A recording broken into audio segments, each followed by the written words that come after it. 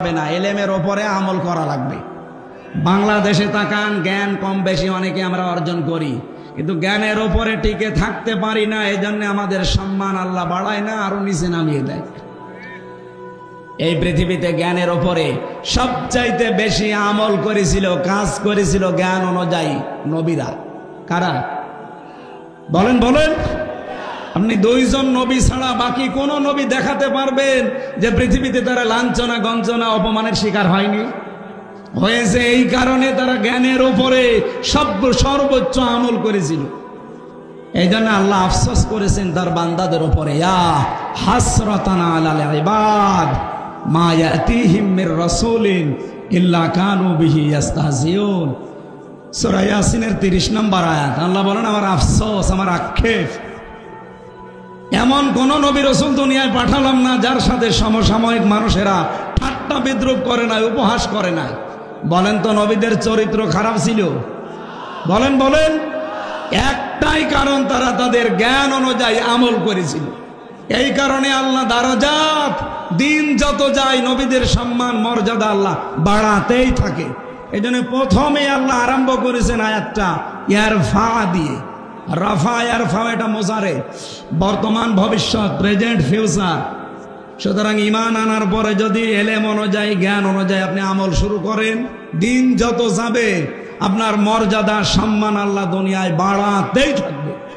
শুধু বাড়াবে না, বাড়াতেই, আরো জোরে বলেন, বাড়াতেই থাকবে। এই জন্য যে যার যা ঈমান আছে এবং যার যা আমল আছে ওই অনুযায়ী আল্লাহ তার সম্মান মর্যাদা যেন আরো বাড়িয়ে দেন। সকলে বলেন আমিন। সামনে বসা মুসলমান ভাইরা, পর্দার আড়ালের সম্মানিতা মা এবং বোনেরা, প্রশাসনের ভাইরা, প্রাণ প্রিয় কুষ্টিয়াবাসী, আল্লাহর দরবারে শুকরিয়া জানাচ্ছি। 3 দিন 13-14 বছর পরে হলেও কোরআনের আলোচনা এখানে হচ্ছে। যারা বুঝে হোক না বুঝে হোক বন্ধ করে রেখেছিলেন, আল্লাহ যেন তাদের হেদায়েত দেন। বলেন আমিন। আগামীতে কিয়ামত পর্যন্ত কোরআনের অনুষ্ঠান, কোরআন প্রচারে, কোরআন প্রসারে, কোরআন কায়েমে কোনো বাধা আসুক, এটা আমরা আর দেখতে চাই না। এই কথা বলেন না কেন? সেই সংক্রান্ত আয়াত আজকে আমরা পড়েছি সূরা মায়েদার 54 নম্বর আয়াত। এটাকে সামনে নিয়ে বাস্তবতার নিরিখে তাফসীর আকারে কথা বলার চেষ্টা চালাবো ইনশাআল্লাহ। আমাদের শরীরের ভেতরে 17টা জিনিস এমন আছে যা একজনের সাথে আর একজনের মিল নেই। আমার চামড়ার সাথে ষাঁড়ের চামড়া মনে হয় একরকমই দেখা যাচ্ছে, কিন্তু ষাঁড়ের চামড়া কেটে যাক, ফেটে যাক, ছিঁড়ে যাক, আমার চামড়া কেটে লাগিয়ে দেবেন, পছন্দ ধরবে। লাগবে তো নাই, আরো পছন্দ ধরবে। হ্যাঁ, ওনার শরীরে আমার শরীরে 9768 প্রকার চামড়া আছে। যে কোনো চামড়া আপনি লাগিয়ে দেবেন, কেটে ভালো হয়ে যাবে। এটার দ্বারা এটাই বোঝাতে চেয়েছেন, আমি হাদিসের ব্যাখ্যা বলছি। আল্লাহ রাব্বুল আলামিনের আয়াত হচ্ছে ওয়ালা তাজিরু ওয়াজিরাতু উযরা উখরা, কিয়ামতে কেউ কারো বোঝা বহন করবে না। এই আয়াতের ব্যাখ্যায় একটা হাদিস এসেছে, এটা তাফসিরে হাক্কানিতে আছে। মুহাদ্দিসিন ইকরাম ব্যাখ্যায় লিখেছেন যে আমার চামড়া ওনার সাথে মেলে না, পছন্দ ধরে লাগিয়ে দিলে কিয়ামতের দিন উনি আমার পাপের বোঝা বহন করে নিয়ে বেড়াবে। এই কথা আমাকে উনি শোনায়। ওই কথা আমি শুনি আর বিশ্বাস করে বসে আছে যে না, চিন্তা নেই, বাবা আছে। উনি একটা ভণ্ড আর এটা একটা পাগল। এই কথা বলেন না কেন? এরকম বহু ভণ্ড দেশে নেই। কারো ওপরে ভরসা করা যাবে না, নিজের কাজের ওপরে ভরসা করে থাকা লাগবে। যতটুকু কাজ কারবার করেন ওইটার উপরে ডিপেন্ডেন্ট হবেন, কারো ওপরে ভরসা করে কোনো লাভ নেই। কি কথা বললেন না কেন?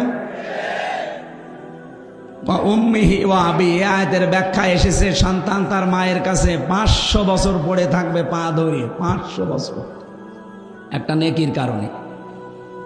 নবীজি বলেন 500 বছর পরে ওর মুখের ওপরে লাথি দিয়ে বলবে, কিসের সন্তান দাবি করো, দুনিয়ায় আমার বিয়েই হয়নি।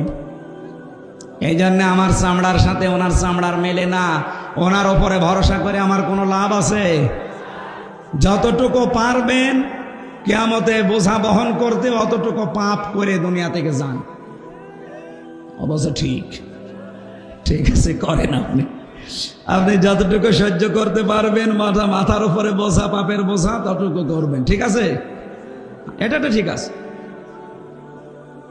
আল্লাহ আমাদের এমন এমন কাজে আঞ্জাম দেওয়ার জন্য তৌফিক দেন, আমরা যেটা বহন করতে পারি ওই পরিমাণে ভালো কাজ আমরা করতে চাই। অন্যায়গুলো দুনিয়া থেকে আমরা মাফ করে নিতে চাই, বলেন আমিন। আপনারা জানেন গতকাল পরশুদিন, আজকে তো 19 তারিখ, 18 তারিখে মনে হয় গতকাল, একজন নিরপরাধ মানুষের জন্য সারা বাংলাদেশে যেভাবে মানুষ রাস্তায় নেমেছিল, পৃথিবীর ইতিহাস তৈরি হয়ে গেছে। এই কথা বললেন না কেন? এটা কি টাকা পয়সা দিয়ে কেউ নিয়ে এসেছিল? না, কাউকে যাবার সময় 2 টাকা দেওয়াও হয়নি, খাবারও দেওয়া হয়নি। এটা এসেছিল যারা রাস্তায়, সব এসেছিল ইমানের দাবিতে। 1500 বছর আগে হুদায়বিয়ার সন্ধির যে ঘটনা আসে, জন্মের পর থেকে আমরা শুনি। এখানে একটা শিক্ষা আছে। 1399 জন মানুষকে নবীজি শপথ বাক্য পাঠ করাচ্ছিলেন। গতকালকে বিকাল 3টা থেকে সারা বাংলাদেশের প্রতিটি জেলায় উপজেলায় যেভাবে শপথ বাক্য পাঠ করিয়েছে অনেকের দায়িত্বশীলেরা, এই সিস্টেমটা নবী 1500 বছর আগে তিনি করে দেখিয়েছেন। তারাও এরকম এটিএম আজহারুল ইসলামের মতো একজন মানুষকে, নিরপরাধ নির্দোষ, তাকে আটক করে হত্যার মিথ্যা কথা ছড়িয়ে দিয়েছিল। তার নাম ছিল হযরতে উসমান ইবনে আফফান রাদিয়াল্লাহু তাআলা আনহু। নবীজি কথাটা শোনার পরে বললেন, আমার সাথে এখনো 1399 জন আছে। হুদায়বিয়া নামক যে জায়গাটা আমি হাত ফেলে দিলাম, তোমরা এই 1399 জন আমার হাতের ওপরে হাত লাগাও। সবাই হাত দিয়েছে। রব্বুল আলামিন সঙ্গে সঙ্গে জিবরাইলকে দিয়ে সূরা ফাতিহার 18 নম্বর আয়াতটা নাযিল করলেন ওই জায়গায়, লাকাদ রাদিয়াল্লাহু আনিল মুমিনিন। আল্লাহ পাক বলেন লাকাদ রাদিয়া। রাদিয়া দিলেও কিন্তু অর্থ হয়ে যেত, এর আগে লাকাদ দিয়েছেন কেন? মুফাসসির বলেন আল্লাহ পাক গ্যারান্টি দিয়ে জানিয়েছেন, আমি কিন্তু রাজি হয়ে গেছি, না রাজি হব। মাজি এটা পাস্ট, অতীতের শব্দ। আল্লাহ গ্যারান্টি দিয়ে বলছেন আমি রাজি হয়ে গেছি। আনিল মুমিনিনা, এই যে মুমিনদের উপরে, ইদি ইউবাইউনাকা, যে মানুষগুলো আপনার হাতের উপরে হাত দিয়ে আজ বায়াত নিচ্ছে, শপথ পাঠ করছে, তাহতা শাজারাতি, এই গাছের নিচে। ও গাছটা এখন হয়তো আর নেই, তার চারা থাকতে পারে, ওই সময় বাবলা গাছ একটা ছিল। এটা ইবনে কাসিরের বর্ণনা। মুফাসসির বলেন যখন 1399 জন 2টা ফরজ লঙ্ঘন করে একটা নিরপরাধ মানুষের মুক্তির জন্যে, প্রতিশোধ নেওয়ার জন্যে তারা হাতের ওপরে হাত দিয়েছিল, একটা রোজা ভেঙে ফেলেছে আর একটা হজের ইহরাম খুলে ফেলেছে। নবীজি বলেন পরে রোজা রেখে দেব, পরে হজ আবার করব। কিন্তু ওরা বিনা কারণে নির্দোষ একটা মানুষকে মেরে ফেললো, আর আমরা বসে বসে দেখবো না? হজও থাক, রোজাও থাক। আগে ওসমান হত্যার প্রতিশোধ না নিয়ে কেউ মদিনায় ফেরত যাব না। হাত দাও হাতে। যখনই তারা হাত দিয়েছে, আল্লাহ বলেন ফালিমা মাফি কুলুবি, তারা কিন্তু লোক দেখানোর জন্য হাত দেয়নি। তাদের মনের অবস্থান, অন্তরে কি আছে ওটা আমি আল্লাহ জানি। গতকাল সারা বাংলাদেশে এই নির্দোষ নিরপরাধ আজহারুল ইসলামের জন্য যারাই মুক্তির শপথ নিয়েছে, যারাই হাতে হাত দিয়ে শপথ বাক্য পাঠ করেছে মুক্তি দেওয়া লাগবে, তাদের মনের খবরও আল্লাহ জানে। আরো জোরে বলেন। আল্লাহ পাক বলেন আমি 2টা জিনিস তাদেরকে দিয়েছি, ফানজালাস সাকিনাতা আলাইহিম, তাদের উপর আমার প্রশান্তি নাজিল করেছি। আপনি কালকে সারা দেশের দৃশ্য দেখেন, প্রশান্তি আল্লাহ নাজিল না করলে এই দৃশ্য তৈরি হওয়া সম্ভব না। কত মানুষ এরকম অনুষ্ঠান করতে গেলে হাজার হাজার কোটি টাকা খরচ করেও পারত না। আজকেও সারা বাংলাদেশে একটা দলের অনুষ্ঠান হচ্ছে। আমি আসার সময় কয়েকজনকে জিজ্ঞাসা করছিলাম, দিনের বেলা একটা অনুষ্ঠানে যাচ্ছিলাম, ওখানে যাবার সময় একটা লোককে বললাম যে ভাই আপনারা এসেছেন আল্লাহর জন্যে? বলে কিসের হুজুর? আল্লাহর জন্য 300 টাকা পেয়েছি। কত? 300 টাকা দিয়ে যার এক বেলা খাবার, এই জন্য এরকম চিল্লাপাল্লা করছি। এরপরেও কত মানুষকে পাওয়া যাচ্ছে না, অথচ গতকালের দৃশ্যে 300 না 3 টাকাও কাউকে দেওয়া হয়নি। বাড়িতে যাওয়ার সময় অনেকে ফানসালাস সাকিনাতা আলাইহিম, মনে একটা প্রশান্তি নিয়ে বাড়ি গেছে। আল্লাহ বলেন ওয়াসাবাহুম ফাতাহান করিবা, 3 নম্বরে আমি আল্লাহ তাদেরকে একটা নিকটবর্তী বিজয়ের সুসংবাদ দান করছি। এই আয়াতটা পড়ার পরে, ব্যাখ্যা দেখার পরে আমার মনে হচ্ছে ওই সময় 1500 বছর আগে কাফেররা এ ঘোষণা যেই শুনেছে যে মুহাম্মাদুর রাসূলুল্লাহ সাল্লাল্লাহু আলাইহি সাল্লাম 1399 জনকে হাতে হাত দিয়ে শপথ বাক্য পাঠ করাচ্ছে, ওরা ভয়তে ওসমানকে ছেড়ে দিয়েছে।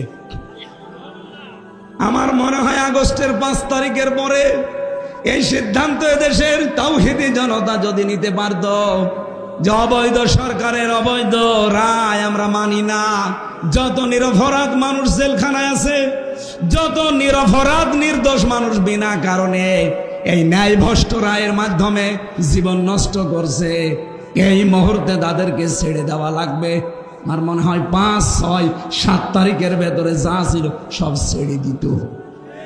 আমরা পারি নাই, দেরি যখন হয়েছে আফসোস নেই। আমরা চাই অন্তত 13টা বছর লোকটা আছে এই অন্ধ প্রকোষ্ঠে, আমি 3 বছর তার সাথে ছিলাম।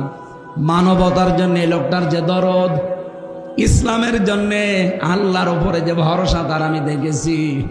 এইরকম মানুষকে মিথ্যা সাক্ষীর মাধ্যমে একজন মানুষের হিংসার বশবর্তী হয়ে তাকে জীবনটা নষ্ট করা আর ঠিক হবে না। বলেন বলেন। দায়িত্বে যিনি আছেন 2 জন নবীর নাম তার ডক্টর মোহাম্মদ ইউনুস, একটা মোহাম্মদ আর একটা 2 নবীর নাম নিয়েছেন আপনি।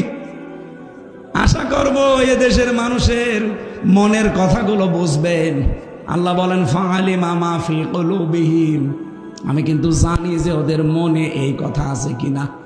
1399 জন যখন হাতে হাত দিয়ে বাক্য পাঠ করছিল, এটা শুধু মুখের কথা না, এটা তাদের মনের কথা। এই জন্য এদেশে যারা এই রাস্তায় নেমেছে, আপনারা বিভিন্ন মাধ্যমে দেখতে পেয়েছেন, এই দৃশ্যগুলো শুধু আমাদের মুখের না, এগুলো সব আমাদের মনের কথা। কথা বলেন ঠিক কিনা? সুতরাং ওই সময় নবীজি বাম হাতটা উপরে তুলে দিলেন। সাহাবী জিজ্ঞাসা করলেন, হে নবী, এ কিসের হাত? আমরা তো সবাই ডান হাত দিয়েছি। নবীজি বলেন, ডান হাত তো আমিও দিয়েছি। আজকে কিছুক্ষণ আগে আল্লাহ আয়াত নাজিল করে ঘোষণা দিয়েছে, আজকের এই বায়াতে সবার উপরে আল্লাহ রাজি হয়ে গেছে। আমার ওসমান যেহেতু এখানে নেই, তারপরও তো আল্লাহ রাজি হওয়া লাগবে। এজন্য আমি বাম হাতটা উপরে তুলে দিলাম, এইটা আমার ওসমানের হাত। আমি আয়াত থেকে শিক্ষা নিয়ে 100 ভাগ বিশ্বাস করে বলতে পারি, গতকাল এই নিরপরাধ মানুষটার জন্যে সারা বাংলাদেশ, সারা বিশ্বের বিভিন্ন জায়গায় যারা শপথ পাঠ করে নিজের জীবন নিয়ে এসেছিলেন রাজপথে, আল্লাহর কসম আপনাদের সবার উপরে আল্লাহ রাজি হয়ে গেছে। কারণ আমরা লোক দেখানোর জন্য আসি নাই, মুখ থেকেও বলি না, এটা মনের কথা আমাদের। আমরা চাই তাকে মুক্তি দেওয়া হোক। এই কথা বলুন, আওয়াজ দেওয়া যাবেন ভাই। আগামীকাল তার রায় আছে। যারা দায়িত্বে আছেন, লুৎফুজ্জামান বাবরকে যদি ছেড়ে দেওয়া হয়, আমরা চাই এটিএম আজহারুল ইসলামকেও ছেড়ে দেওয়া লাগবে। এটা রাজনীতি না, এটা আমাদের ইমানের দাবি। যদি রাজনীতি মনে করেন, হ্যাঁ এটা রাজনীতি। আমরা চাই না এই সমর যোদ্ধা, বিপ্লবের সৈনিক, বিপ্লবের কারণে দেশটা যেহেতু স্বাধীন হয়ে গেল, সে বিপ্লবের সৈনিক জেলখানায় থাকবে কোন কারণে? তিনি বিপ্লবের অগ্রনায়ক, সারাটা জীবন কাটিয়েছেন বিপ্লবের মাধ্যমে। এই কথা বলো না কেন? বিপ্লবের এই সূর্য সন্তান যদি জেলে থাকে, তাহলে বিপ্লব দরকার কি? আশা করছি অন্য যারাই আছে বিনা কারণে নির্দোষ, মিথ্যা মামলা, মিথ্যা সাক্ষীর কারণে সবাইকে মুক্ত বাতাসে ছেড়ে দেওয়া হবে। এটা আমরা চাই না। আমরা চাই এই কারণে 1500 বছর আগে যদি নবী ওনাদের উপরে খুশি হয়ে যেতে পারে, আল্লাহ যদি খুশি হয়ে বলতে পারে ইয়াদুল্লাহি ফাওকা আইদিহিম, আজকে নবীর হাতে যারা হাত দিয়েছো তারা আমার হাতে হাত দিয়েছো। যারা সারা বিশ্বে বিশেষ করে বাংলাদেশে এই নিরপরাধ মানুষের পক্ষে কথা বলেছেন মন থেকে, আল্লাহর কসম আল্লাহ আমাদেরকে একটা প্রশান্তি দিয়েছেন। এবং আর একটা জিনিস বাকি আছে, ওয়াসাবাহুম ফাতাহান করিবা, একটা নিকটবর্তী বিজয় আল্লাহ আমাদেরকে দেবেন, এই আয়াতে তার প্রমাণ আছে। আল্লাহ যেন সেইটা আমাদেরকে দেখান, বলেন আমিন। সূরা মায়েদা 55 নম্বর আয়াতের আগে একটা আয়াত পড়েছি, 54 নম্বর আয়াতটা আমরা চেষ্টা করবো এই আয়াত থেকে মূল কথাগুলো ডেলিভারি দেওয়ার। মায়েদা শব্দের শাব্দিক অর্থ দস্তরখানা। মায়েদা মানে কি? এ একটা আমল। যদি আপনার জরুরি হলে কিন্তু ঘুমাবেন, আমাদেরকে রাত জাগিয়ে আপনি ঘুমাবেন। আমরাও সারের মতো করতে চাই আগামী থেকে, রাত 10টার পরে ওনারে মোবাইল দিলে আমি আর পাই না। বাংলাদেশের বিভিন্ন জেলায় জেলা আমির, থানা সেক্রেটারি, জেলা সেক্রেটারি বলে একটু কথা বলবো দিন, 10টার পরে তো আর হয় না। এই জন্য আগামী থেকে আমরা ওনার নিয়ম ফলো করব, রাত 8টায় আমারে তুলে দেওয়া লাগবে, যেখানেই নিন। এই রেকর্ড ভালো করে করো, কি রেকর্ড করো এটা ছাড়বা কাজ। সারা বাংলাদেশে যেখানে নিয়ে যান, এমনকি বাইরের দেশে যারা নিতে চান, আমার এশার নামাজ পড়েই তুলে দেওয়া লাগবে। যতটুকু বলি, 1 ঘন্টা বলি, 45 মিনিট বলি, আমি মূল কথা সামারাইজ করে বলে ফেলবো ইনশাল্লাহ। আমি চাই আগামী বছর থেকে আমি যেন সর্বোচ্চ রাত 10টায় ঘুমাতে পারি, নাকি তলবানি রাত 10:30টায়। আজকে যেহেতু নিজের জেলা বলে কিছু বললাম না, আর ইয়াসিন ওরে আমি কি যে করবো, বাড়ি যাই আমার সাথে বলল কি আর কইল কি। আমি বললাম যে সর্বোচ্চ রাত 9টায় তুলে দেবেন।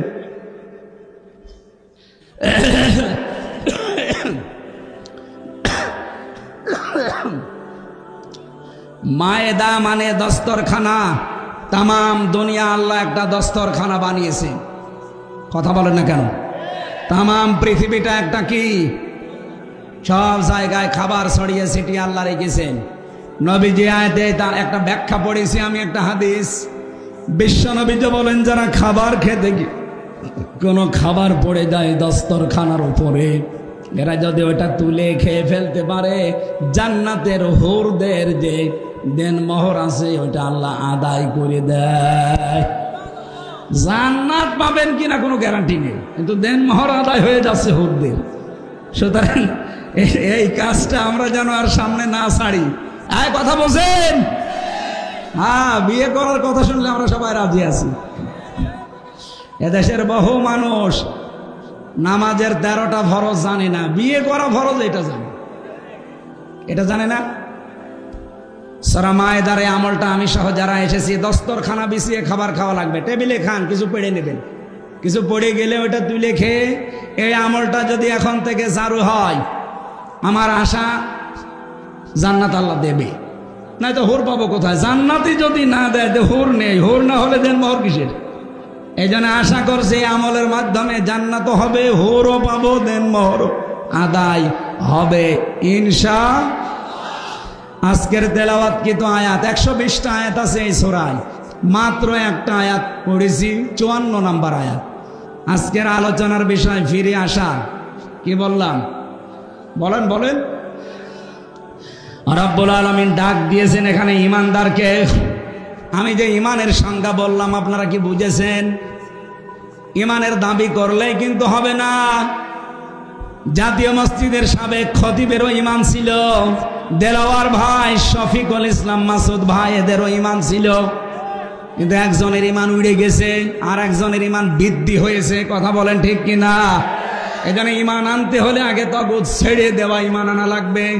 আল্লাহ ওই রকম ইমান আনার তৌফিক দেন, বলেন আমিন। ডাক দিচ্ছেন আল্লাহ, ইয়া আইয়ুহাল্লাযীনা আমানু, ওহে যারা ইমানের দাবি করো, মাইয়ার তাদ্দা মিনকুম, তোমাদের ভেতরে যে ব্যক্তি ফিরে যাবে, আন দীনিহি, আমার দিন থেকে, ইসলাম থেকে, কোরআন থেকে, ফাসাউফা ইয়াতিল্লাহ, আল্লাহ বলেন অতি শীঘ্রই আমি তাদেরকে দেখাবো বিকৌমি ইউহিব্বুহুম, এমন একটা জাতি তাদের উপরে আমি নিয়ে এসে দেব যারা আমি আল্লাহকে ভালোবাসে। ওয়া ইউহিব্বুনাহুম, আমি নিজেও তাদেরকে ভালোবাসি, তারাও আমাকে ভালোবাসে। আদিল্লাতিন আলাল মুমিনিনা ইজ্জাতিন আলাল কাফিরিন। আর এই সমস্ত মানুষগুলোর ভেতরে কয়েকটা গুণ পয়দা হবে। এক নম্বরে গুণাবলী পাওয়া যাবে, তারা নিজেদের ভেতরে, মুমিনদের ভেতরে থাকবে রহম দিল, কোমল হৃদয়ের অধিকারী। আর কাফেরদের প্রতি হবে ভয়ঙ্কর এবং কঠোর। ইউজাহিদুনা ফি সাবিলিল্লাহ, তারা আল্লাহর রাস্তায় সংগ্রামকারী হবে, প্রচেষ্টা চালাবে। ইউজাহিদুনা ফি সাবিলিল্লাহি ওয়া লা ইয়াখাফুন, তারা ভয় করবে না লাউমাতা লাইম, কোন তিরস্কারকারীর তিরস্কারকে। যালিকা ফাদলুল্লাহ, আল্লাহ কিন্তু এই গুণাগুণ কাউকে দেয় না, দেয় তাদের যাদের উপরে আল্লাহর রহমত। যালিকা ফাদলুল্লাহ, এটা আল্লাহর দয়া অনুগ্রহ। ইউতিহি মাইয়াশা, আল্লাহ যাকে ইচ্ছা এটা তাকে দান করেন। আল্লাহু ওয়াসিউন আলিম, আল্লাহ প্রশস্ত এবং জ্ঞানী, প্রাচুর্যময়। এটা বাংলা অর্থ ছিল। আমরা এবার তাফসিরে যাচ্ছি। প্রথমে আরম্ভ করছি ফি জিলালিল কোরআন দিয়ে। এই ওঠে কে গো? এই সিলাই, ও এটা মুরব্বি, পেছন থেকে তো মনে হচ্ছে না। ঠিক আছে, মুরব্বি মানুষ চলে যায়, যাক। শুধু প্রসাব পায়খানা বাদ দিয়ে কেউ যাবেন না। খুব যদি নেশা লাগে বিড়ি খাওয়ার, খেয়ে চলে আসবে। আমাকে তাহলে মনে করতে পারেন তো তাহলে বিড়ি খাওয়া মনে হয়। আরে ভাই, আমি আকিজে চাকরি করি, আমি আকিজ গ্রুপের খতিব। এখন ওই এটার বিরুদ্ধে কথা বলা যাবে? আমার চাকরি থাকবে। যদিও আকিজে এখন আর বিড়ি নেই, ওনারা এটা বাদ দিয়ে খাবার বানায়। আমি অন্তত তাদের কাছে গিয়ে এইটা পরিবর্তনের চেষ্টা চালিয়েছিলাম সেই 19 সাল 20 সালে। আল্লাহ সফল করেছে। বারবার ওনাকে বলতাম যে স্যার, আপনাদের একটা বদনাম, আপনার বাবা এটা করেছে ঠিক আছে, কিন্তু এটা বাদ দিয়ে আপনারা খাবার তৈরি করেন।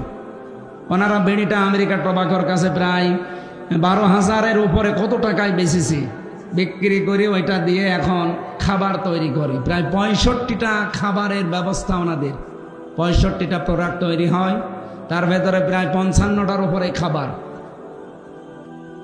এই জন্য বিড়ি খাওয়ার পক্ষে তো কথা বলা যাচ্ছে না, বিশেষ করে খুলনা আর বরিশাল বিভাগে। এগুলো আমার চট্টগ্রাম, সিলেটে সমস্যা না, ওই দেশের ইমাম মুয়াজ্জিনও বিড়ি খায়। কিন্তু খুলনা বিভাগে, বরিশাল বিভাগে একটু ঝামেলা আছে।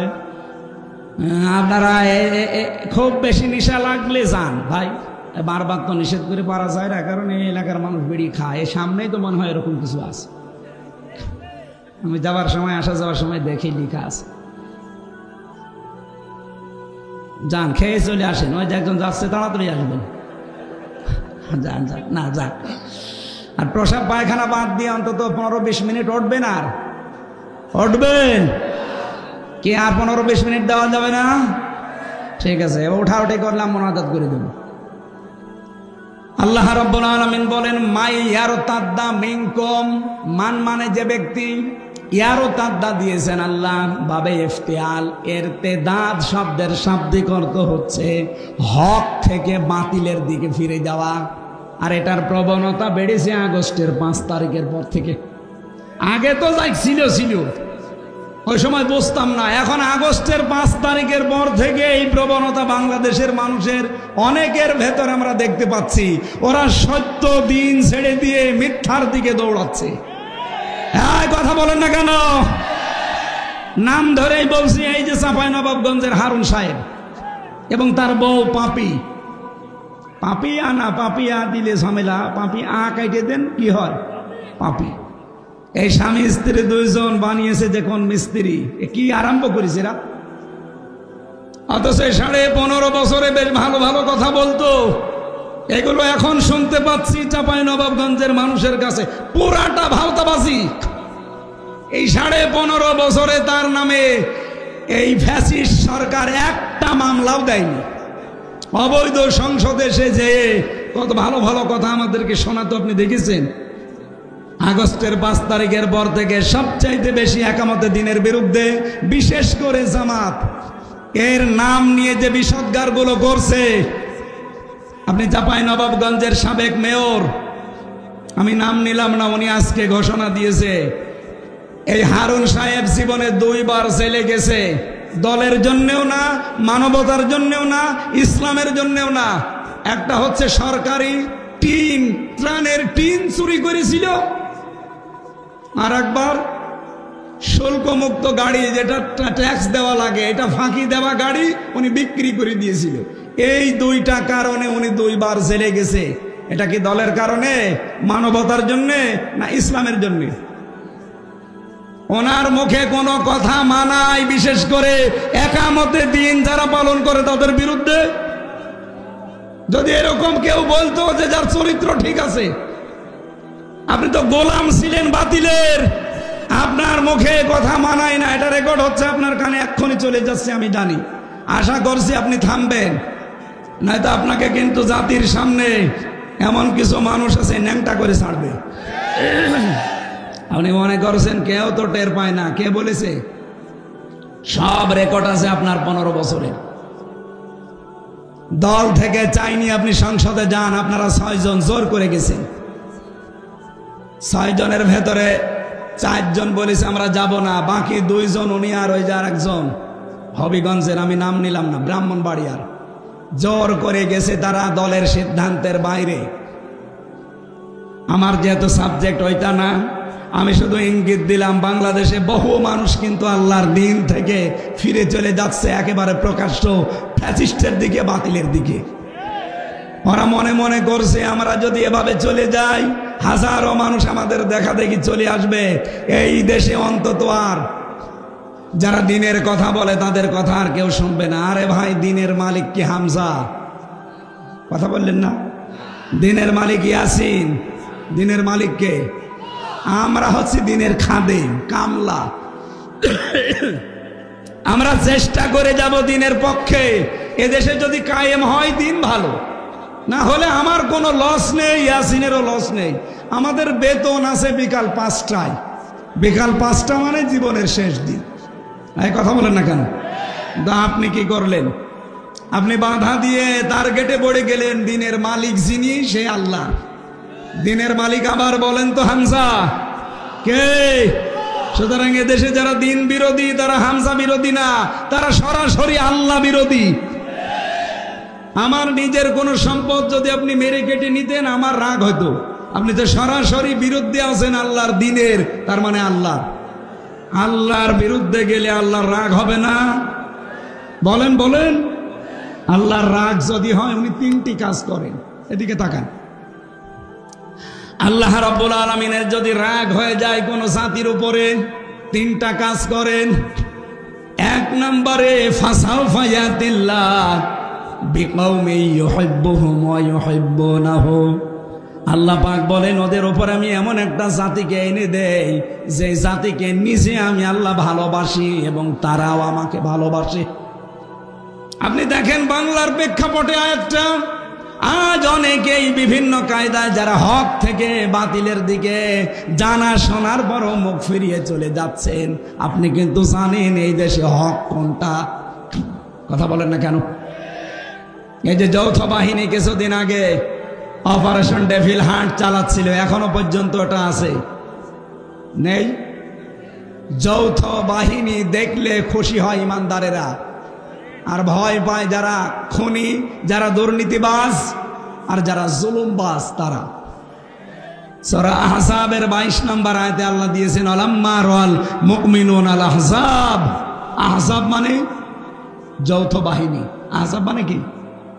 ওয়ালাম্মা রাল মুমিনুন আল আহজাব, যখন মুমিনেরা যৌথ বাহিনী দেখতে পেল, তার মানে এটা 1500 বছর আগেও ছিল। এই কথা বলেন না কেন? মুমিনেরা এরা দেখতে পেয়ে আনন্দে আত্মহারা হয়ে গেছে। কিন্তু যৌথ বাহিনী দেখে সবচাইতে বেশি সমস্যায় পড়েছে যারা খুনি, যারা অবৈধ ক্ষমতার অধিকারী। ওই জামানায় যারা ছিল, এ জামানায়ও অনেকে তাদের প্রেতাত্মা ছিল। এই জন্য অবৈধভাবে যারা ছিল তারা এখন যৌথ বাহিনীর ভয় আছে না? আমার মনে হয় এই অপারেশন ডেভিল হান্ট এটা আরো বেশি করা দরকার কুষ্টিয়া জেলার জন্য। বাংলাদেশের অন্য জেলা বাদ দিলাম, এই জেলায় বেশি হওয়া দরকার, কারণ এখনো অনেকের মাস্তানি থামেনি। এই কথা বলেন না কেন? এ কবর হাটে নেই, অনেকে এখনো ওই ওদের মতোই আচরণ করছে। ডেভিল হান্ট কেন চালু হয়েছে? ডেভিল মানে শয়তান, হান্ট মানে শিকার, শয়তান শিকার। আমরা চাই শয়তান সব শিকার হয়ে যাক। কথা বলেন ঠিক কিনা? এই জন্য ডক্টর মোহাম্মদ ইউনূস খুব তাড়াতাড়ি একটা একটা করে গজব ডেকে নিয়ে আসতেছে। কিন্তু কিছুদিন আগে আযাবুল বুলডোজার নাজিল হয়েছিল। এটার নাম কি বলেন? বলেন। আযাবুল এটা এমনি নাজিল হয়নি। সাতক্ষীরা, চাঁপাইনবাবগঞ্জ, চট্টগ্রাম এই জেলাগুলোতে তাকান, 2013 সালে হাজার হাজার মুসলমানদের বাড়ি ঘর বুলডোজার দিয়ে মাটির সাথে অনেক জালেম মিশিয়ে দিয়েছে। আল্লাহ সেই প্রতিশোধ নিয়েছে 25 সালে ফেব্রুয়ারির 5 তারিখে। এটা শুধু শেষ হয়ে গেছে তা না, এখনো সামনে যদি কেউ উস্কানি দেয়, আযাবুল বুলডোজার হয়তো নাজিল হবে না, ডেভিল হান্ট আসবে না, অন্য কোনো আযাব কিন্তু আবার সামনে চলে আসবে। এই জন্য আপনারা সাবধান হবেন, কারো উস্কানিতে পা দেওয়া, আরো বলেন মুস্কানিতে পা দেওয়া। অনেকে পা দিচ্ছেন। যৌথ বাহিনী যদি ধরে না, পেছনে এমন ভাবে লাল করে দেবে বাদরের পেছনের মতো। গোপালগঞ্জে লাল করেছিল না কিছুদিন আগে? ওই সময় শুনতাম গোপালগঞ্জ থেকে ঢাকায় আসবে, বসে আসলে 300 টাকা, দাঁড়িয়ে আসলে 1000 টাকা। এটা যদি গোপালগঞ্জের জন্য হয়, গোপালগঞ্জ থেকে ঢাকা খুব বেশি দূরে না, আমাদের কুষ্টিয়া থেকে আরো দূরে, সুতরাং ঢাকায়ও যেতে পারবেন না। এমন লাল করবে, বসে গেলে 1000 টাকা, দাঁড়িয়ে গেলে 2000 টাকা। এই সিস্টেম যেন এ জেলায় আর না আসে। এই জন্য আমার মনে হয় কারো উস্কানিতে পা দেওয়া যাবে না, সতর্কতার সহিত কাটানো লাগবে দিন। আল্লাহর প্রথম সিদ্ধান্ত কি? 1 নম্বরে যারা আল্লাহর দিন থেকে ফিরে যেতে চায়, আজ বিভিন্ন ভণ্ড পীরের নাম নিয়ে নতুন নতুন ইসলামের নিয়ম বের করে মানুষকে আসল ইসলাম থেকে বের করে নিয়ে চলে যাচ্ছে। কথা বলেন, কথা বলেন। রাজনৈতিক দলের বহু নিয়ম নীতি আজ ইসলাম থেকে মানুষকে ডাক দিয়ে ফিরিয়ে তারা হক থেকে বাতিলের দিকে নিয়ে যাচ্ছে। আপনি জানেন যে দেশে হক কোনটা? এই পৃথিবীর ময়দানে আল্লাহর ভাষায় হক হচ্ছে তারা যাদেরকে দেখলে বাতিলেরা সবচাইতে বেশি ভয় পায়। বাংলাদেশে হাজারো দল আছে, হাজারো মত আছে। আপনি বলেন এই 54 বছরে বাতিলরা সবচাইতে বেশি ভয় পেয়েছে, নামে হোক বেনামে হোক, যাদের সেইটাই হক দল। এরপরও যদি কেউ না চিনতে পারেন, এদিকে আসেন, এমন জোরে কানের নিচে দেব টের পেয়ে যাবে। তাছাড়া আপনার তো বুখারী শরীফ দিয়ে হবে না, কোরআন শরীফ দিয়ে হবে না, বাকারি শরীফ লাগবে। অবশ্য ঠিক, এদিকে আসেন, আসেন, আপনাকে বাকারি শরীফ দিচ্ছি। আল্লাহ রাব্বুল আলামিন যেন তার আয়াতটা আমাদের এই বাংলাদেশের মানুষকে দেখাচ্ছেন, যারা আজ দিন থেকে ফিরে চলে যাচ্ছেন। আল্লাহ বলেন, আমি তাদের উপরে এমন একটা জাতিকে নিয়ে আসব, এমন একটা কওমকে, দলকে আমি তোমাদের উপরে নিয়ে আসব, যারা আমি আল্লাহকে ভালোবাসে, আমি আল্লাহ নিজেও তাদেরকে ভালোবাসি। এখন এই দলটা কোনটা আপনি নিজে আয়াতের সাথে মিলান।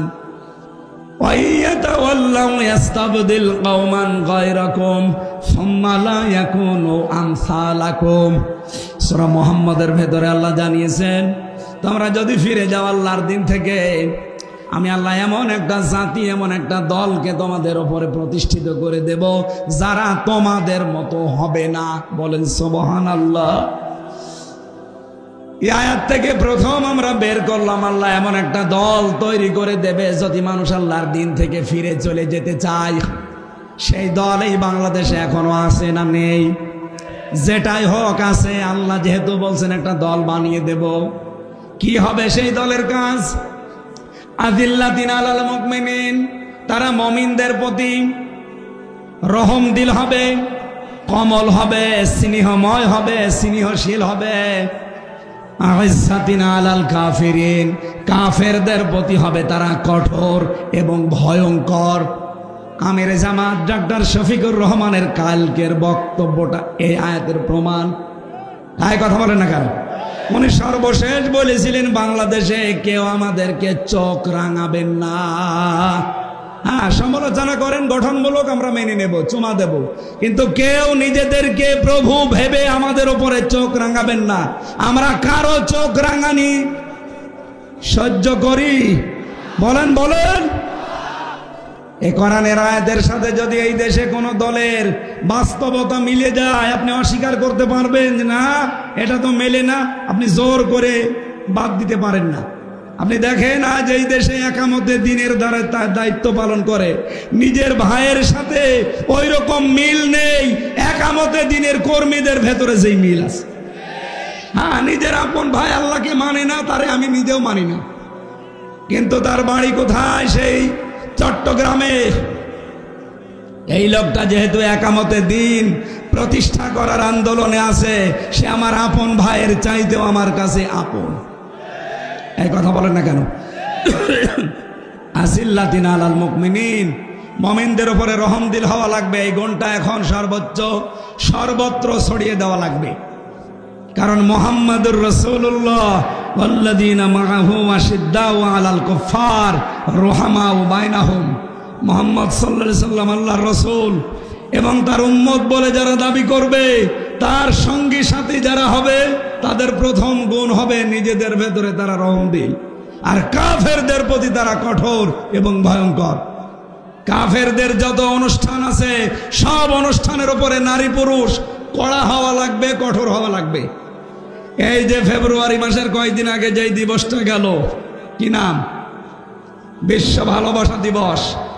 এই মাই আর তাদ্দা মিনকুম এই শব্দের ব্যাখ্যায় আমি পড়েছি, ইরতেদাদ মানে পরিবর্তন করা, ইরতেদাদ মানে ফিরে যাওয়া, ইরতেদাদ মানে হক থেকে বাতিলের দিকে চলন্ত অবস্থায় চলে যাওয়া। সুতরাং আল্লাহর নামকে যারা পরিবর্তন করে দিয়েছে তাদের নিয়ে আসা দিবস এই 14 ফেব্রুয়ারি। শফিক রেহমান, এই লোকটার নাম ছিল শফিক রহমান। ইংল্যান্ড থেকে এই বিশ্ব ভালোবাসা দিবস আমদানি করেছিল। সাংবাদিকরা প্রশ্ন করছে, স্যার আপনার নাম তো শফিক রহমান, রেহমান করেন কেন? উনি বলছে, দেখো রহমানের ভেতরে মৌলবাদের গন্ধ পাওয়া যায়, এই জন্য আমার নাম আমি কেটে পরিবর্তন করে পাল্টিয়ে রেহমান দিয়েছি। বাংলার মুসলমানের রেকর্ড হচ্ছে, এটা সারা দেশে ছড়াই। সবাইকে বলছি, যেহেতু এবছরে আর নেই, সামনে বছর আবার আসবে। যেই লোকটা আমাদের আল্লাহর নাম পরিবর্তন করে রহমান থেকে রেহমান করতে পারে, তার নিয়ে আসা দিবস আগামীতে কোন মুসলমানের ছেলে মেয়েরা পালন করতে পারে? আরো জোরে বলেন, পারে না? ইসলামে 2টা দিবসের বাইরে কোনো দিবস নেই। কি? ঈদুল আজহা, ঈদুল ফিতরের বাইরে কোনো দিবস আছে? কিসের প্রত্যাবর্তন দিবস, কিসের জন্ম দিবস, কিসের মৃত্যু দিবস? কোনো দিবস নেই। ঈদুল আজহা, ঈদুল ফিতর, শেষ। বাইরে যদি কোনো দিবস কেউ নতুন করে বানিয়ে পালন করে, ও যেন আল্লাহর রাসূলের চাইতে বেশি বোঝে। সুতরাং আগামী থেকে কোনো মৃত্যু দিবস পালনে দেশে আর হবে না। যদি মুসলমান নবীর উম্মত দাবি করে থাকেন, কোনো জন্ম দিবস পালন আর কোনো প্রত্যাবর্তন দিবস পালন আর বলেন বলেন কোনো দিবস নেই। দিবস পালন করলে আমি কত দিবস পালন করতে পারতাম আপনি জানেন? আমার জন্ম দিবস, মৃত্যু দিবস, জেলখাটা দিবস, জেল থেকে বের হওয়া দিবস, জেলে যাওয়া দিবস, বিয়ে করা দিবস, বিয়ে যেদিন হয়েছে ওই দিবস, বিয়ে খাওয়া দিবস, কত বিয়ে খেলাম। তাহলে বিয়ে খাওয়া দিবস পালন করলে প্রতিদিন পালন করা লাগবে। কোন দিবস আজকে থেকে আর নেই। ইসলামে যেটা নেই ওটা আমার বাবা বানালেও আমি মানি। আরো জোরে বলেন, মানি। এই জন্য আগামী থেকে রাসূলের উম্মত যেহেতু আমরা দাবি করছি, আল্লাহ আমাদেরকে একটা জিনিস দেখাতে চাচ্ছেন, সেটা এমন একটা দল আল্লাহর সামনে তৈরি করে দিতে চান। কারণ এদেশে অনেক মানুষ এখন ইসলাম থেকে মুখ ফিরিয়ে বুঝে হোক না বুঝে হোক নিচ্ছে, সে ধর্মীয় কায়দায় হোক আর জেনারেল কায়দায় হোক। এই কথা বলেন না কেন?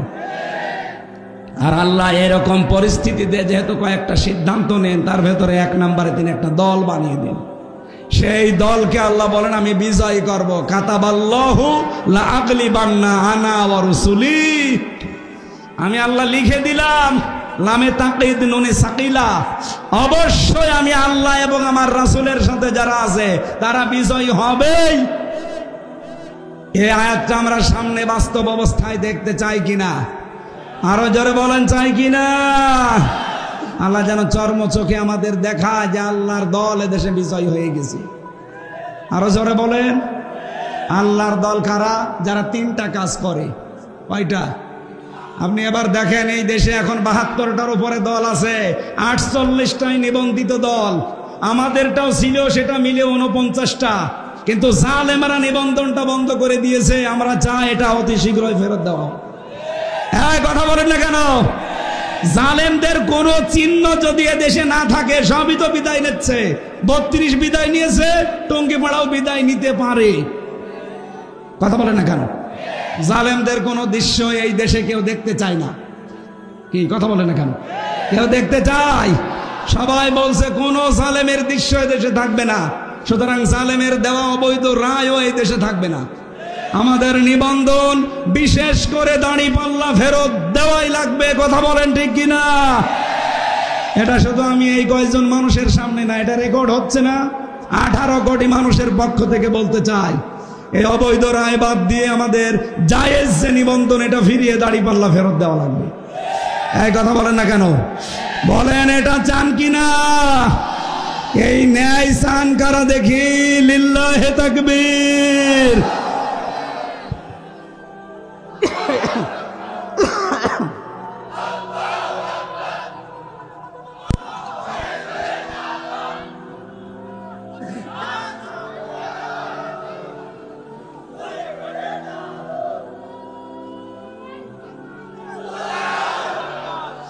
কুষ্টিয়াবাসী আল্লাহ রাব্বুল আলামিন যে দলটাকে তিনি পছন্দ করে, দিন থেকে যারা ফিরে যায় তাদের উপরে তিনি বিজয় করবেন বলে ঘোষণা দিলেন। সেই দলের ভেতরে 3টা গুণ পাওয়া যাবে।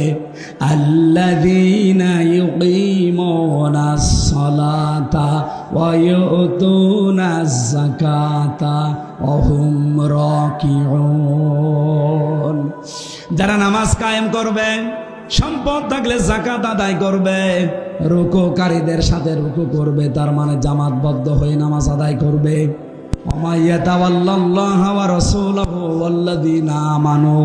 যে ব্যক্তি আল্লাহ, তার রাসূল এবং ঈমানদার, এই 3 গুণ বিশিষ্ট মানুষের দিকে ফিরে আসবে, এরা আল্লাহর সেনা বাহিনী। আল্লাহর বলেন আল্লাহর, আরো জোরে বলেন আল্লাহর। আল্লাহ পাক বলেন অবশ্যই আমি আল্লাহর দল বিজয়ী হবে। এ গ্যারান্টি কার? আল্লাহ কিন্তু ইন্না দিতে, ইন্না না দিলেও পারতেন। হিজবাল্লাহি হুমুল গালিবুন অর্থ হয়ে যেত, ইন্না দিয়েছেন গ্যারান্টি দেওয়ার জন্য। সুতরাং আজকে থেকে আমরা যদি আল্লাহর দিকে, রাসূলের দিকে, আর ওই 3টা গুণ বিশিষ্ট ঈমানদারদের দিকে ফিরে আসতে পারি, আল্লাহর কসম এই দেশে ওই দল বিজয়ী হবে। এটা আমার কথা, আরো জোরে বলেন আমার কথা। আল্লাহর এই কথা আমরা সামনে দেখতে চাই না? তাহলে 3টা গুণ যাদের ভেতরে আছে তাদের সাথে আপনাকে থাকা লাগবে। যারা নামাজ কায়েমের আন্দোলন করে এই দেশে, এদেশে বললাম না কত দল, সব দল নামাজ কায়েমের আন্দোলন করে না। কথা বলেন না কেন? কারণ নামাজ কায়েম এটা ব্যক্তিগত বিষয় না, এটা রাষ্ট্রের দায়িত্ব। সূরা হজ 41 নম্বর আয়াত, আল্লাযীনা ইম্মাক্কান্নাহুম ফিল আরদ আকামুস সালাহ, যাদেরকে আমি জমিনে শাসন ক্ষমতা দেব,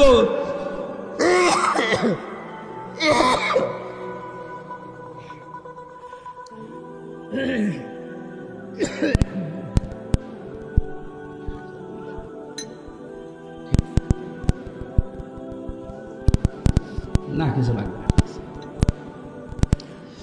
যাদেরকে আমি জমিনে শাসন ক্ষমতা দেব, তারা যদি মুমিন বান্দা হয়, এদের প্রথম কাজ হবে তারা নামাজের বিল কায়েম করবে।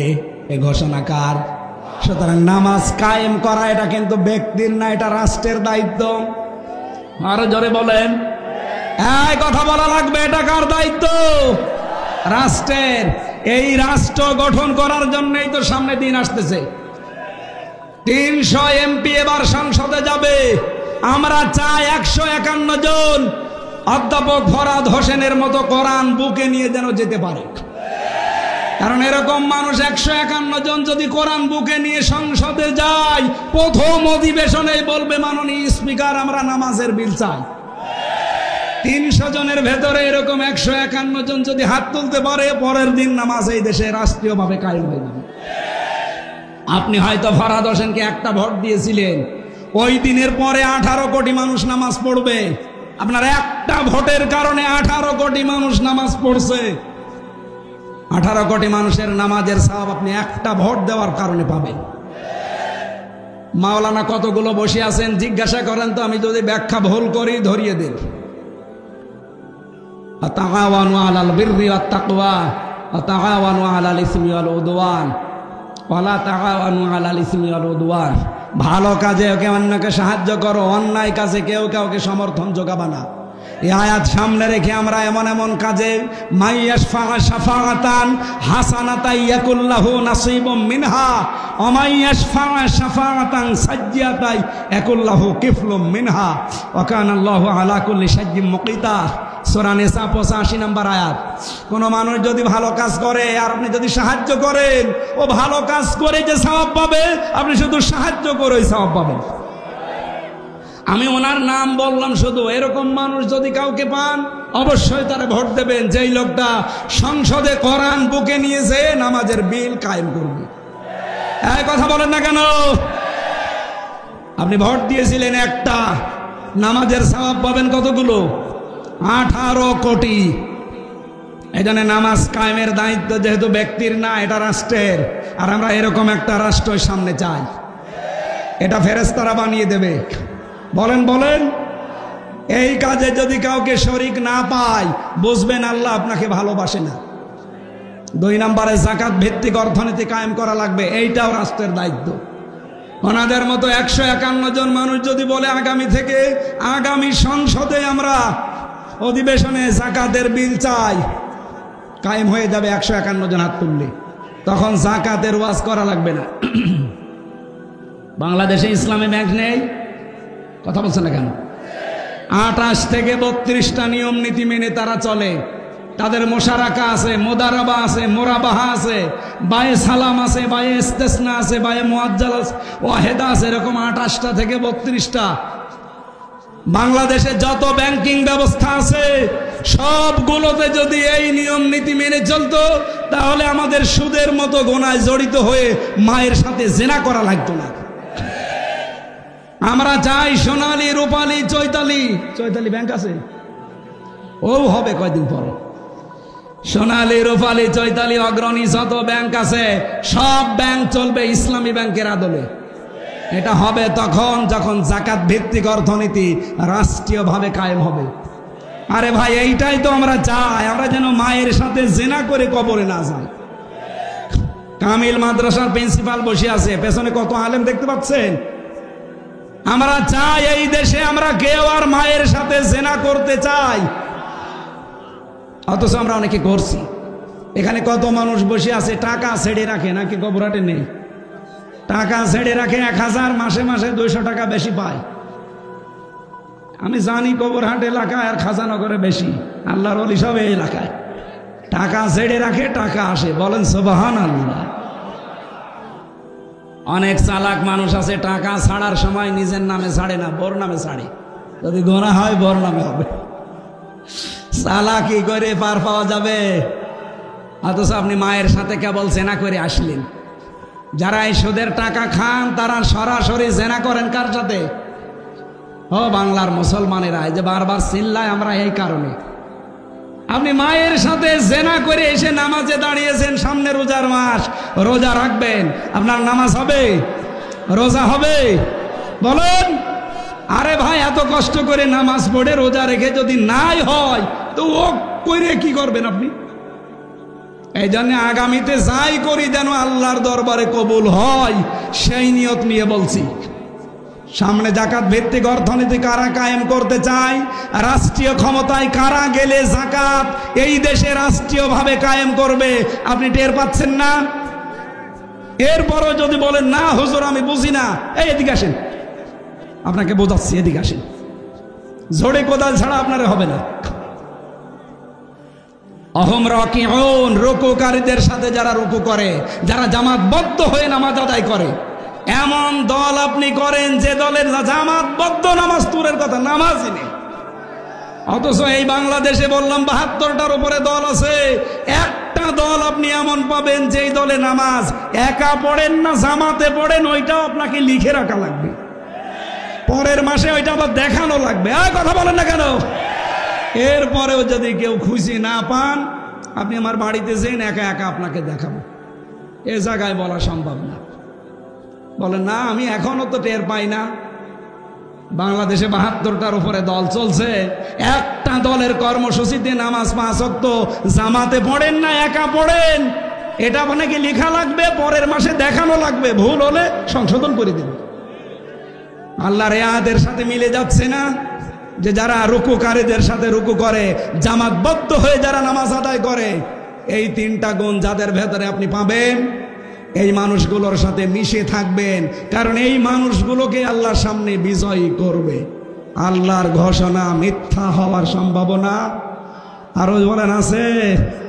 দুনিয়ার জীবনটা যেহেতু ধোঁকা, সত্যি কথা বলছি, কোরআন এই যে আমি মাথায় নিয়ে বলতে পারি, পৃথিবীর জমিন ধোঁকা, ধোঁকা এবং ধোঁকা। এটা জেলে ৩ বছর থাকার পরে আমি আরো বেশি বুঝেছি। বিশেষ করে মা বাবা, স্ত্রী, সন্তান, সবগুলো ধোঁকা।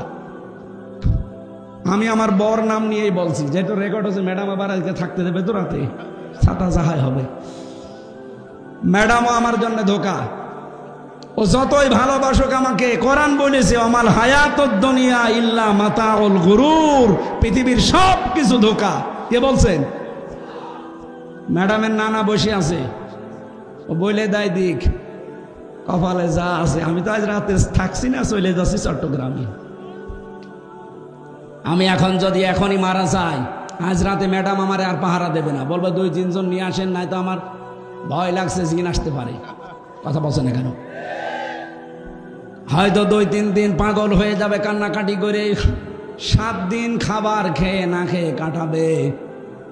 সন্তানাদি মা বাবা, আমার ম্যাডাম সবই একই অবস্থা করবে। 40 দিন পরে দেখবেন যা স্বাভাবিক হয়ে যাচ্ছে। যেহেতু ওনার বয়স এখন বেশি না, আমার এখন 33, ওনার খুব বেশি হলো 26 হবে। এজন্য ওনার মা বাবা তো আর রাখবে না, 4 মাস 10 দিন পরে দেখবেন আর একটা হামজা দেখে বিয়ে দিয়ে দেবে। কি এইটাই বাস্তবতা না? বলেন। নানারে জিজ্ঞাসা করেন করবে না ওনার নাতিরে, ওইটাই করবে। খুব বেশি হলো 5 থেকে 7 দিন তার সাথে সংসার করার পরে এ নানার কাছে কল দিয়ে বলবে, নানা ভালোই করেছেন বিয়ে দিয়ে, এখন যার সাথে দিয়েছেন ও হামজার চাইতে 100 গুণ ভালো। আমি কি বেশি বলছি না ঠিক বলছি? এইটা দুনিয়া ভাই, এইটার নাম দুনিয়া। সুতরাং কারো সুখের জন্যে, কারো হাসি খুশির জন্য, আনন্দের জন্য এমন কোনো কাজে হাত দেওয়া ঠিক না। বাবা শাহজালাল সব হালাল না। আপনি যতটুকু পাপের বোঝা বহন করতে পারেন অতটুকু পাপ করে যান। আমি প্রথমে এই শব্দ দিয়ে আরম্ভ করেছিলাম, যতটুকু পারেন ততটুকু কাজ করবেন। কারো সুখের জন্য বাম হাতের ইনকাম করা ঠিক, এটা পাগলের কাজ। আমি জেলখানায় হাড়ে হাড়ে হাড়ে হাড়ে এটা টের পেয়েছি যে দুনিয়া পুরাটা ধোঁকা। আল্লাহ তুমি আমাকে এবং সবাইকে এটা 100 ভাগ বোঝার তৌফিক দান করো, বলে না আমি। মা বোন যারা এসেছেন, যেহেতু আমার জেলা, এখানে যারা বসে আছেন হয় বোন হবেন, চাচি হবেন, মা হবেন, ফুফু হবেন, এরকম কিছুই হবেন, নাই ভাবি আপনাদেরকে আমি ভালোবাসি। আল্লাহর কসম, যদি মারা যাওয়ার সময় আপনার স্বামী বলে যে এটা আমার মন মতো ছিল বউ, আপনি জান্নাতি। তা আমি যা বাস্তবতা দেখছি, 100 জনের 98 জন স্বামী তার বর উপরে নারাজ। কারা কারা নারাজ আছেন হাত তোলেন তো। একজন না, এলাকা ভালো আছে আলহামদুলিল্লাহ। সম্মানিত মা বোনেরা, এটা খুব খেয়াল করে থাকবেন। খাদিজাতুল কুবরা রাদিয়াল্লাহু তাআলা আনহা জীবনে এক ওয়াক্ত নামাজ পড়েননি, একবারও রোজা রাখেননি, একবারও হজ করেননি, একটা টাকা যাকাত দেননি, জীবনে কোনো দিন তিনি পর্দায়ও থাকেননি। কারণ এই বিধানগুলো সব তার ইন্তেকালের পরে নাযিল হয়েছে। অথচ আল্লাহ তাকে জান্নাতে ঘর বানিয়ে জিবরাইলকে দিয়ে সুসংবাদ পাঠিয়েছেন সালাম দিয়ে। একটাই কারণ, তিনি তার স্বামীর পেছনে শ্রম দিয়েছিলেন, সব উজাড় করে দিয়েছিলেন স্বামীর জন্য। আল্লাহ মেয়েদেরকে যেন খাদিজাতুল কুবরার মতো বানিয়ে দেন। বলেন আমিন, আরো জোরে বলেন আমিন। এখানে অনেক পুরুষ মানুষ আমি সহ বসে আছি। প্রথম 1-1.5 বছর 2 বছর হয়তো নিজের বউ ভালোই লাগে, এরপরে আর আকর্ষণ কমে যায়, ভালো লাগে না, তখন অন্যের বউ দেখলে আনন্দ লাগে। এরকম পুরুষ মানুষ নেই? এটা একটা রোগ। এই রোগের ঔষধ 2টা।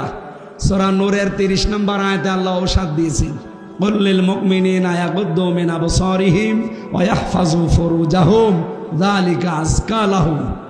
আল্লাহ বলেন, নবী আপনি মুমিন পুরুষদেরকে বলেন তারা যেন তাদের চক্ষুকে নিম্নগামী করে পরনারী দেখলে। 2 নম্বরে তাদের লজ্জাস্থান হেফাজত করে। এইটাই উত্তম পদ্ধতি, পবিত্র পদ্ধতি এইটা। আপনি 15 দিন এই আমলটা করে দেখেন। শুধু নিজের 14 জন মহিলা বাদ দিয়ে, মা, বোন, ফুফু, মেয়ে, এরকম 14 জন, এদের বাদ দিয়ে সামনে দুনিয়ার যে মহিলায় পড়ুক, সঙ্গে সঙ্গে চোখ নিজের দিকে করবে। কয়দিন? মাত্র 15 দিন। বলেন বলেন। এরপরে লজ্জাস্থানের হেফাজতের জন্য যা যা করা লাগে এইটা একটু কন্ট্রোল করেন। 15 দিন পরে দেখবেন একটা অনির্বচন সুখ আপনি পাচ্ছেন। এটা টাকা দিয়ে কিনতে পাওয়া যাবে না, এই আমলের কারণে আল্লাহ দান করবে। আমি সহ যারা এখানে বসে আছি, আল্লাহ আমাদেরকে যেন এটা পালন করার এবং নিজেদের স্ত্রীর প্রতি যে দায়িত্ব কর্তব্য আছে এটা পালন করার তৌফিক দেন। আমিন।